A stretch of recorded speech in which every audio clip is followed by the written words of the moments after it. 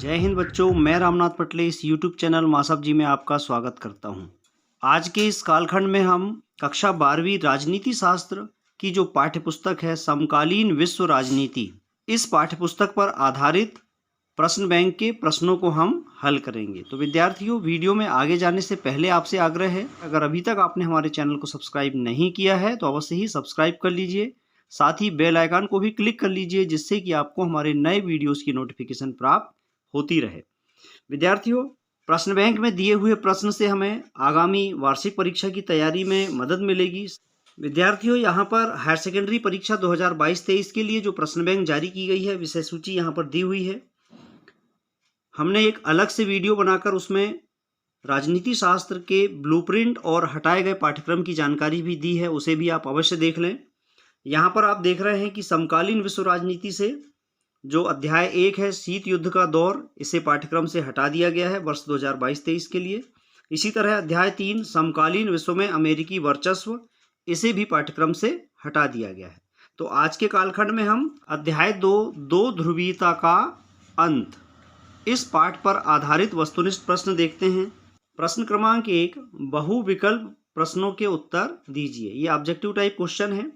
4 option दिए हुए हैं, इनमें से हमें सही उत्तर चुनना है। पहला प्रश्न है, शॉक थेरेपी कब अपनाई गई थी? तो इसका सही उत्तर है सन 1990 में। दूसरा प्रश्न, संपूर्ण विश्व में साम्यवाद के प्रेरणा स्रोत थे? तो सही उत्तर है व्लादिमीर लेनिन, यानी विकल्प ब सही है। प्रश्न क्रमांक 3, समाजवादी गुट के देशों को क्या कहा जाता है? यहाँ पर सही उत्तर है ब, दूसरी दुनिया के देश। चौथा प्रश्न, अमेरिका में आतंकवादी हमला कब हुआ था?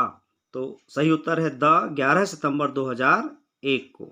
अमेरिका में 11 सितंबर 2001 को वर्ल्ड ट्रेड टावर की जो 2 जुड़वा बिल्डिंग थी, उनको एक विमान टकरा करके आतंकवादियों द्वारा उड़ा दिया गया था। अगला प्रश्न, सोवियत संघ के अंतिम राष्ट्रपति निम्नलिखित में से कौन थे? तो जब सोवियत संघ का विघटन हुआ 1991 में, उस समय सोवियत संघ के जो राष्ट्रपति थे वह थे मिखाइल गोर्बाचेव। तो यहाँ पर विकल्प द सही है। अगला प्रश्न, सोवियत संघ का विघटन किस वर्ष में हुआ? विकल्प आ सन 1988, ब सन 1991, स 1992 और द 1993। तो सही उत्तर है ब सन 1991। अगला प्रश्न, समाजवादी क्रांति किस वर्ष हुई?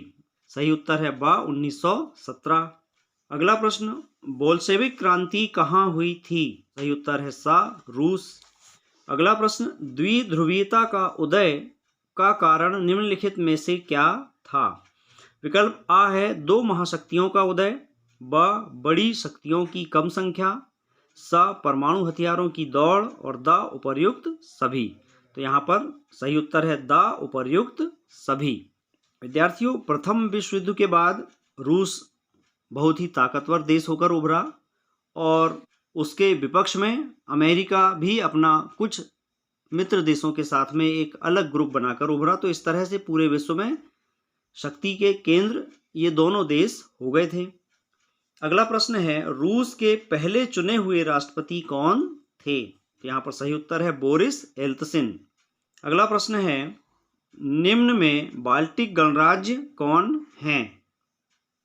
अ एस्टोनिया, ब लताविया, स लिथुआनिया और द उक्त सभी। तो यहाँ पर ये तीनों ही देश जो हैं ये बाल्टिक गणराज्य कहलाते हैं।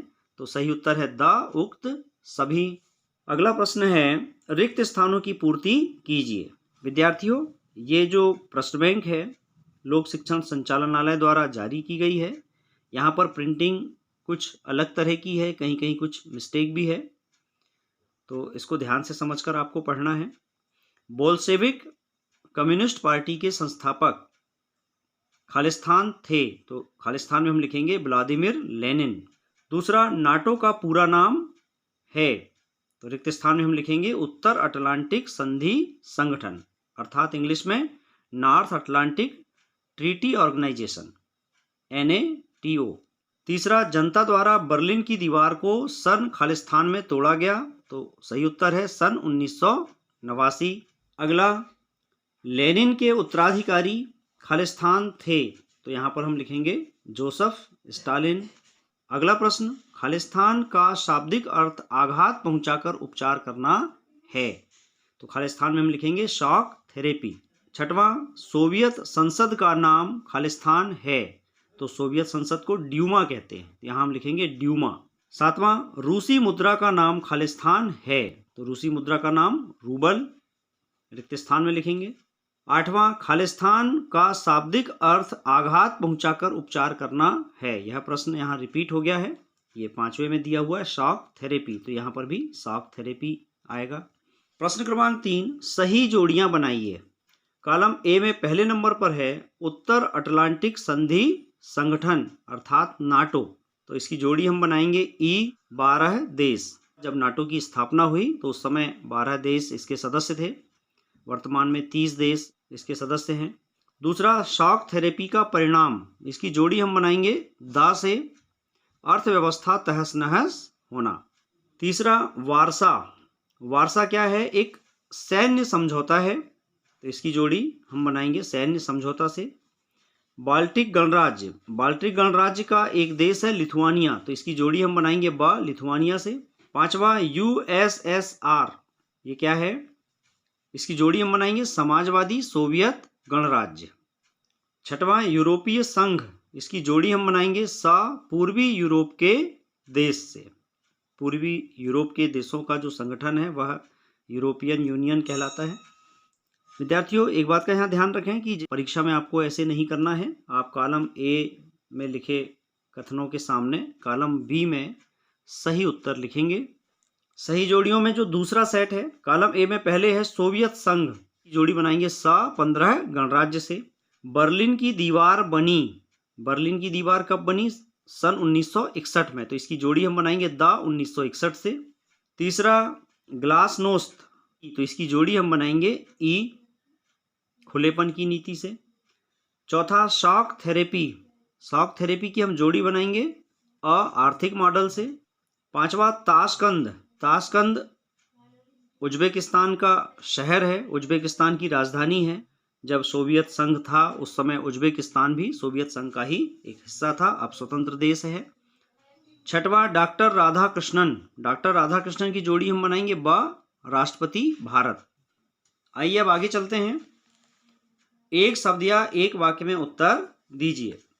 प्रश्न क्रमांक 4, इसका पहला प्रश्न है सोवियत संघ के नेतृत्व में बने गठबंधन को किस नाम से जाना जाता है? इसका सही उत्तर है वारसा पैक्ट।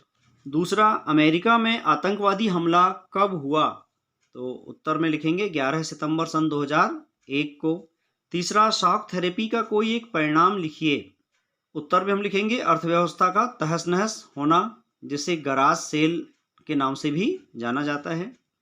चौथा, रूसी संसद ने सोवियत संघ से अपनी स्वतंत्रता कब घोषित की थी? तो सही उत्तर है जून सन 1990। पांचवा, यूएसएसआर का क्या अर्थ है? यूएसएसआर का अर्थ है रूसी सोवियत संघीय समाजवादी गणतंत्र, अर्थात Russian Soviet Federative Socialist Republic. Joseph Stalin किस देश के नेता थे? उत्तर, सोवियत संघ। सातवां, द्विध्रुवीयता के उदय का क्या कारण था? तो उत्तर में हम लिखेंगे दो महाशक्तियों का उदय होना या परमाणु हथियारों की दौड़। आठवां, स्वतंत्रता की घोषणा करने वाला प्रथम सोवियत संघ गणराज्य कौन सा था? तो सबसे पहले स्वतंत्रता की घोषणा लिथुआनिया के द्वारा की गई थी, तो उत्तर है लिथुआनिया। नौवां, सोवियत राजनीतिक व्यवस्था पर किस पार्टी का दबदबा था? उत्तर है कम्युनिस्ट पार्टी। सोवियत संघ के विघटन का कोई एक परिणाम लिखिए। तो उत्तर में हम लिखेंगे शीत युद्ध का अंत। सोवियत संघ के विघटन से 15 स्वतंत्र देश बने, जिससे कि शीत युद्ध का अंत हो गया और अमेरिका का वर्चस्व प्रारंभ हो गया। पांचवा प्रश्न, निम्नलिखित कथनों में सत्य असत्य लिखिए। नंबर 1, शॉक थेरेपी से रूस में पूरा राज्य नियंत्रित औद्योगिक ढांचा चरमरा उठा, सत्य कथन है। दूसरा, समाजवादी खेमे के देश प्रथम दुनिया के देश कहे जाते हैं, असत्य है, दूसरी दुनिया के देश कहे जाते हैं। नंबर 3, व्लादिमीर लेनिन पूरी दुनिया में साम्यवाद के प्रेरणा स्रोत रहे, सत्य। चौथा, जून 1991 में एल्त्सिन ने कम्युनिस्ट पार्टी से इस्तीफा दिया, सत्य है। सोवियत संघ प्रथम विश्व युद्ध के बाद महाशक्ति के रूप में उभरा, यह भी सत्य है। सोवियत राजनीतिक प्रणाली का आधार स्तंभ कम्युनिस्ट पार्टी थी, सत्य है।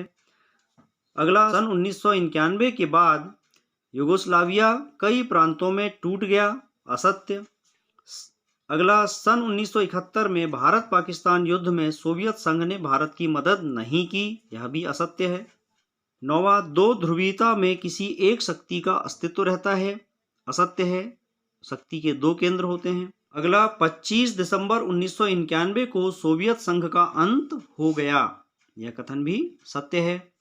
तो विद्यार्थियों, इस प्रकार कक्षा 12वीं राजनीति शास्त्र के अंतर्गत समकालीन विश्व राजनीति के अध्याय 2 वस्तुनिष्ठ प्रश्नों की जानकारी आज के इस कालखंड में हमने दी। आपकी आगामी त्रैमासिक, अर्धवार्षिक तथा वार्षिक परीक्षा हेतु अत्यंत ही महत्वपूर्ण है। पुनः आग्रह है, अगर अभी तक आपने चैनल को सब्सक्राइब नहीं किया है तो जरूर सब्सक्राइब कर लीजिए। साथ ही बेल आइकन को भी क्लिक कर लीजिए, जिससे आपको हमारे नए वीडियोस की नोटिफिकेशन सबसे पहले प्राप्त हो। तो मिलते हैं अगले वीडियो में राजनीति विज्ञान विषय के शेष अध्यायों के प्रश्नों के साथ। तब तक के लिए नमस्कार, जय हिंद।